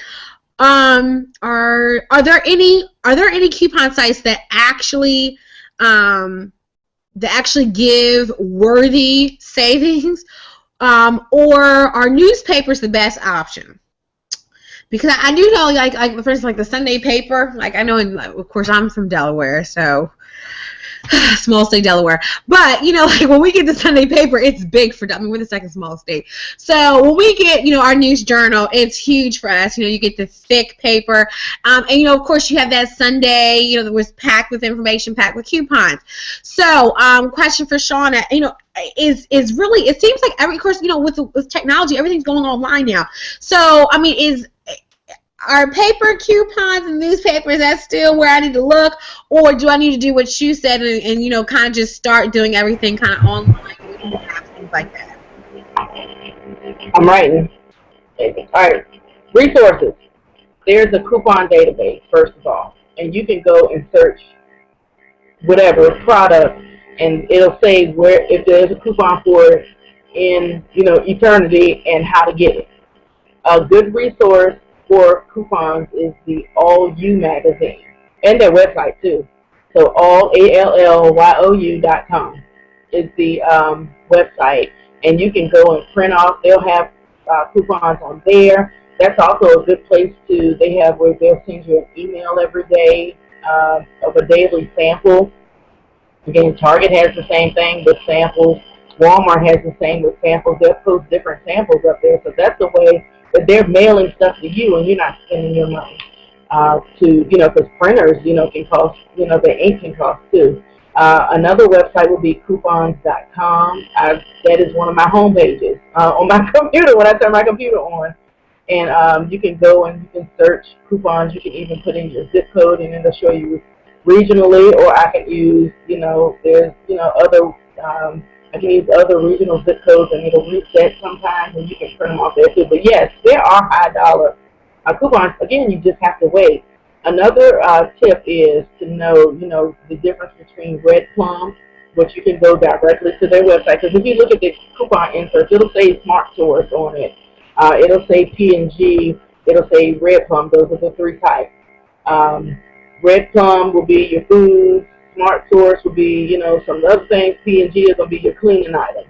And so, you can go, again, this is all public knowledge. You can go and preview what the coupons are going to be for that week to even decide if you want a paper that week. I might not need those things, and it will say specifically, 50 cent off one of these Fiber One bars, if there's a holiday that Monday, that week, that Sunday, like when Christmas is on, there will be no coupons in that paper, so don't waste your money. Or if you're getting delivery at home, then you can cancel it and do a vacation stop. But yeah, inserts are worth it because you'll have, it depends what you need. It really depends what you need. But there are a lot of sites. I like printing them as well because then I'm printing just what I need and just being aware of what's out there. But there's several places that do matchups, and they will have hyperlinks for that coupon too. So it just depends. Another resource is Yes We Coupon. They have a website and they're on Facebook. I'm giving them all, right? And Coupon Pro Blog. He's on Twitter, has a website. Really good resources. Okay, so here's the last question, and actually it's funny because I had mentioned it when I was talking to Aisha, and this is for Chanel. This is the last question we have. This is from Kelly. Kelly said, where's a good place to start with stocks? I want to begin to start buying stocks and also helping my children understand the importance of investments. Now, before we get into this, I will say this is very important. When it comes to investments in stocks, it is very important to teach your children how to diversify their money. I think that is so important. The number one thing my dad said is the world is full of color, your money should be full of color. There should be different things that as far as resources coming in, never have just one way of your money coming in.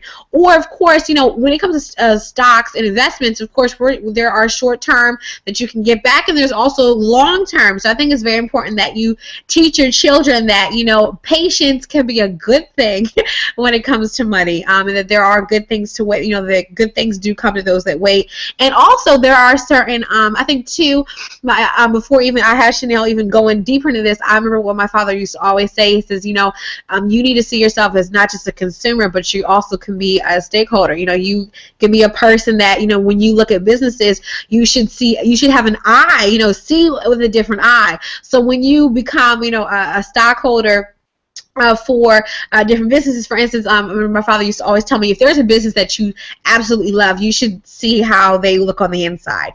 And that's when I started learning about pharmaceuticals and learning on certain businesses. And even my father, he's the one who helped me understand how Google was. And when it first came out, I believe it was in 2003, and the stocks was like $80, and now it's not $80. But I remember my father, when he first started to show me, you need to see the future of a company, you need to see where they're going, because you can get into that early investment stage. And then he also taught me how, even with Facebook when it first came out, and everyone was so excited, and now people are pulling out so quickly. And you need to see the trends. You need to understand how business and how money works, and how also the system works, and how with certain shifts in money and things like that. So it's very important to expose your children to these things. And even if you are not well learned, even if you don't have the information, there is so much information out there that there really is no excuse to have any. There are so many tools, there are so many programs, so many shows.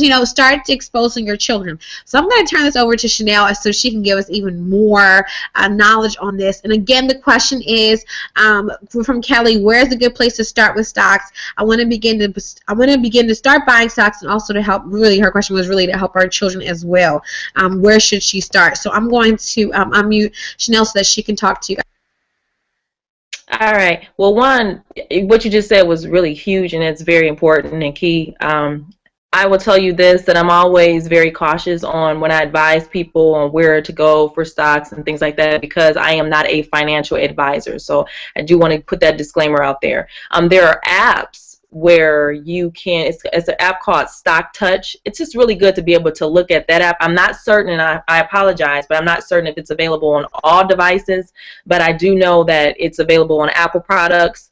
And what it does is it breaks it down per category, like consumer stocks, services stocks, healthcare, financial, utilities, technology, energy, industrial, and materials. And it kind of lets you see how much stocks are and for those different areas. But up front, live and in color, in your neighborhood, where you are, I strongly encourage you to leverage the relationship with your financial institution. So if you go to your bank, most often they have complimentary financial advisors are there for you, and they'll go through answer any questions for you, and they'll look at your actual situation and have your child there. Again, just like Genesis said, like some of the things you just said, as your father said, I think is so important, and I'm like, those are very good nuggets to have. But I just want to encourage you, have your children there while they're talking to you, because even if you don't completely understand everything, you're opening the door up for them to see this is how things get done, and they're gaining some type of insight or some information there. So that's where you can start, right in your neighborhood. Go to your financial institution and ask them about the type of services that they have available for you, and someone should be able to get you set up with talking with someone about planning. So I mean, some stock information.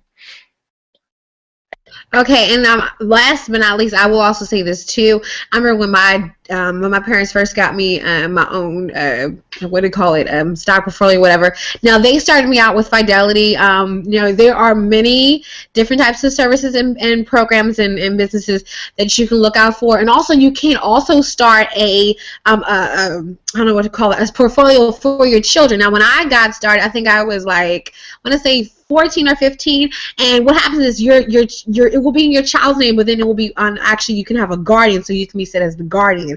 So, which is really great because they were removed off my account when I turned 18. So when I turned 18, now I was in full control. However, it can be where, again, you do need to go and actually ask.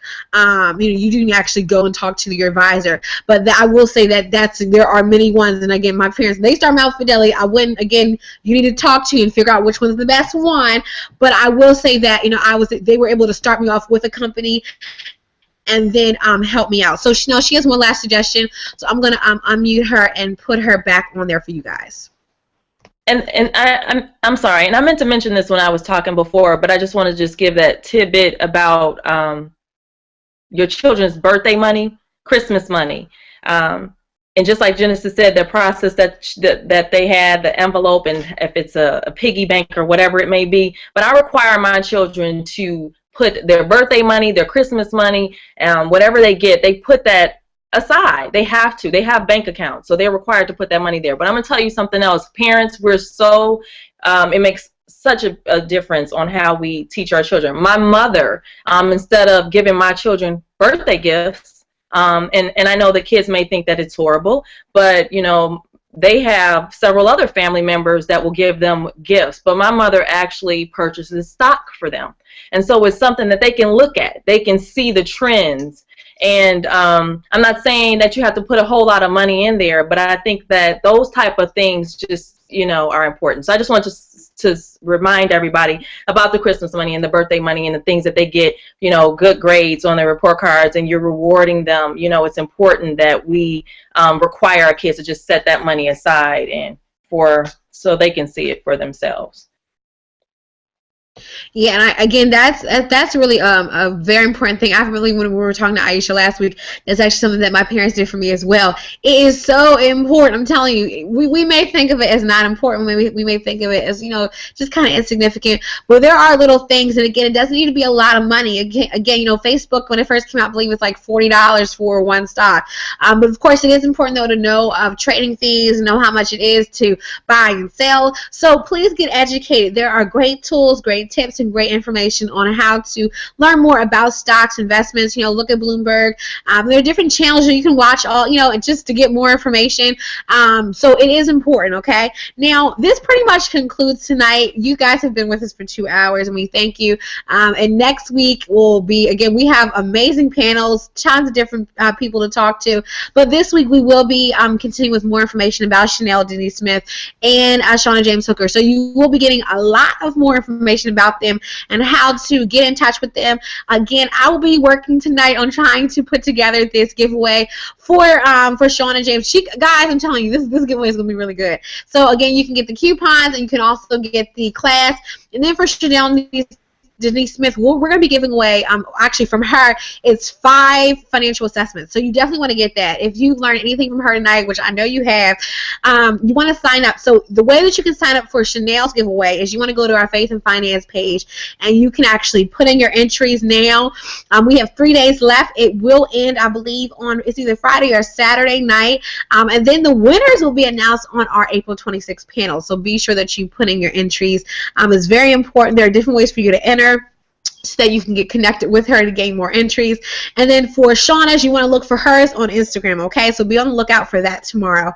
I want you guys to have a blessed night. We love you guys so much. It is amazing what God is doing in your lives. I've been getting emails from people already talking about, oh my goodness, I'm enjoying Faith and Finance so much, and I've been learning so much. And so it's really a blessing, because that's really what it's all about. You know, I don't care if it's just one person that tunes in, as long as you guys are learning something. That's what it is all about. I just want you guys to stop with this knowledge, because again, God wants us to be good stewards. So hopefully you learned something tonight on how to be a good steward. Again, we love you. God bless, and goodbye. Okay.